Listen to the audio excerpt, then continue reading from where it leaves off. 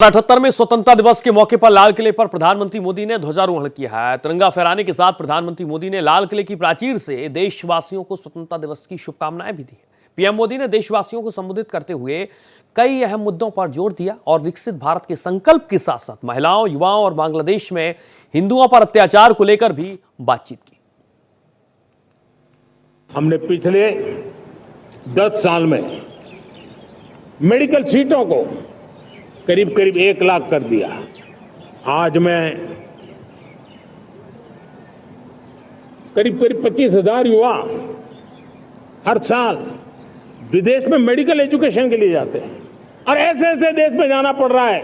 कभी कभी तो मैं सुनता हूं तो हैरान हो जाता हूं। और इसलिए हमने तय किया है कि अगले 5 साल में मेडिकल लाइन में 75,000 नई सीटें बनाई जाएगी। मेरे प्यारे देशवासियों, विकसित भारत 2047 वो स्वस्थ भारत भी होना चाहिए। और जब स्वस्थ भारत हो तो आज जो बच्चे हैं उनके पोषण पर आज से ही ध्यान देने की जरूरत है। बांग्लादेश में जो कुछ भी हुआ है उसको लेकर पड़ोसी देश के नाते चिंता होना, मैं इसको समझ सकता हूं। मैं आशा करता हूं कि वहां पर हालात जल्द ही सामान्य होंगे। खास करके 140 करोड़ देशवासियों की चिंता कि वहां हिंदू, वहां के अल्पसंख्यक, उस समुदाय की सुरक्षा सुनिश्चित हो। भारत हमेशा चाहता है कि हमारे पड़ोसी देश सुख और शांति के मार्ग पर चले। शांति के प्रति हमारा कमिटमेंट है, हमारे संस्कार है। हम आने वाले दिनों में बांग्लादेश की विकास यात्रा में हमेशा हमारा शुभचिंतन ही रहेगा, क्योंकि हम मानव जाति की भलाई सोचने वाले लोग हैं। तो मैं आज लाल किले से फिर बार एक अपनी पीड़ा व्यक्त करना चाहता हूं। एक समाज के नाते हमें गंभीरता से सोचना होगा कि हमारी माताओं, बहनों, बेटियों के प्रति जो अत्याचार हो रहे हैं उसके प्रति देश का आक्रोश है, जन सामान्य का आक्रोश है। इस आक्रोश को मैं महसूस कर रहा हूं।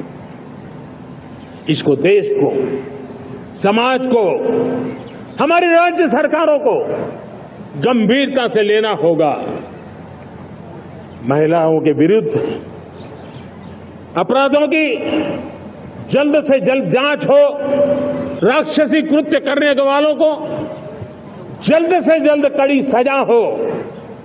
वो समाज में विश्वास पैदा करने के लिए जरूरी है।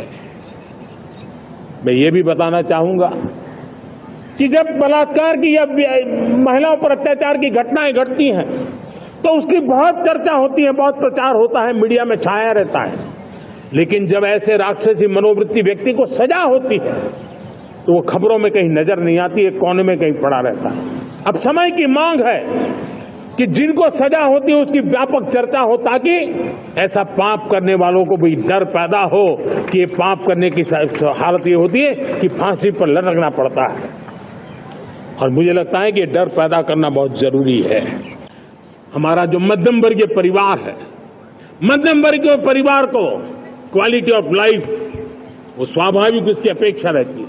वो देश के लिए बहुत देता है, तो देश का भी दायित्व है कि उसकी जो क्वालिटी ऑफ लाइफ में जो उसकी अपेक्षाएं हैं, सरकार की कठिनाइयों से मुक्ति की उसकी जो अपेक्षाएं हैं, उसको पूर्ण करने के लिए हम निरंतर प्रयास करते हैं। और मैंने तो सपना देखा है कि 2047 जब विकसित भारत का सपना होगा तो उसकी एक इकाई ये भी होगी कि सामान्य मानव के जीवन में सरकार की दखलें कम हो।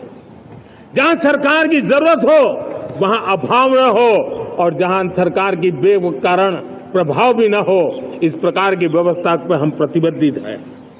आज हमारे साथ इस तिरंगे झंडे के नीचे वो नौजवान बैठे हैं जिन्होंने ओलंपिक की दुनिया में भारत का परचम लहराया। मैं मेरे देश के सभी एथलीट्स को, मेरे देश के सभी खिलाड़ियों को 140 करोड़ देशवासियों की तरफ से बधाई देता हूं और हम नए सपने, नए संकल्प, अत्यंतिक पुरुषार्थ के साथ नए लक्ष्यों को हासिल करने के लिए आगे बढ़ेंगे, ऐसा मैं विश्वास के साथ उनको शुभकामनाएं भी देता हूं। आने वाले कुछ दिनों में भारत के एक बहुत बड़ा दस्ता पैरालंपिक के लिए पेरिस जाने के लिए रवाना होगा। मैं मेरे सभी पैरालंपिक खिलाड़ियों को भी हृदय से बहुत बहुत शुभकामनाएं देता हूं। साथियों, भारत ने G20 को ऑर्गेनाइज किया, हिंदुस्तान के अनेक शहरों में ऑर्गेनाइज किया, 200 से ज्यादा इवेंट किए। पूरे विश्व में G20 का इतना बड़ा व्याप, इतना बड़ा कार्यक्रम कभी नहीं हुआ, इस बार हुआ। इसने एक बात सिद्ध कर दी है कि भारत में बड़े से बड़े काम, कार्यक्रम ऑर्गेनाइज करने की ताकत है। भारत को किसी को भी हॉस्पिटैलिटी का सामर्थ्य भारत में सबसे ज्यादा है। अगर ये सिद्ध हो चुका है तो साथियों, हिंदुस्तान का सपना है कि 2036 में जो ओलंपिक होगा वो मेरे हिंदुस्तान की धरती पर हो, इसके लिए हम तैयारी कर रहे हैं। मेरे देश के युवाओं को अब धीरे धीरे चलने का इरादा नहीं है। मेरा देश का नौजवान इंक्रीमेंटल प्रगति में विश्वास नहीं करता। मेरा देश का नौजवान छलांग मारने के मूड में है। वो छलांग मार के नई सिद्धियों को प्राप्त करने के मूड में है। मैं कहना चाहूंगा, भारत के लिए गोल्डन एरा है। वैश्विक परिस्थितियों की तुलना में भी देखें, ये गोल्डन एरा है, ये हमारा स्वर्णिम कालखंड है। मेरे प्यारे देशवासियों, ये अवसर हमें जाने नहीं देना है, ये मौका हमें जाने नहीं देना चाहिए और इसी मौके को पकड़ करके अपने सपने और संकल्पों को लेकर के चल पड़ेंगे तो हम देश की स्वर्णिम भारत की जो अपेक्षा और हमें विकसित भारत का 2047 का लक्ष्य हम पूरा करके रहेंगे। हमने बड़े रिफॉर्म्स जमीन पर उतारे।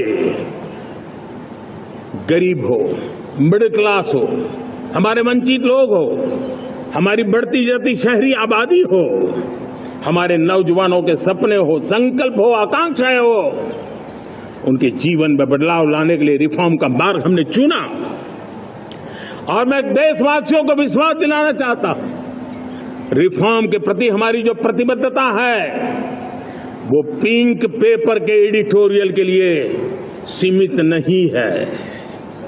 हमारे रिफॉर्म्स की ये प्रतिबद्धता है, वो 4 दिन की वाहवाही के लिए नहीं है। हमारी रिफॉर्म्स की प्रक्रिया किसी मजबूरी में नहीं है, देश को मजबूती देने के इरादे से है। और इसलिए मैं आज कह सकता हूं, रिफॉर्म का हमारा मार्ग एक प्रकार से ग्रोथ की ब्लूप्रिंट बनी हुई है। हम जो कुछ भी कर रहे हैं वो राजनीति का भागा गुणा करके नहीं सोचते हैं। हमारा एक ही संकल्प होता है, नेशन फर्स्ट।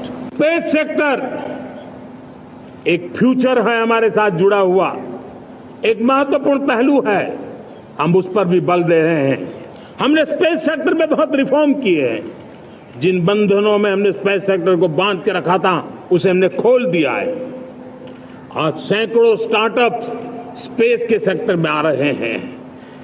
वाइब्रेंट बनता जाता हमारा स्पेस सेक्टर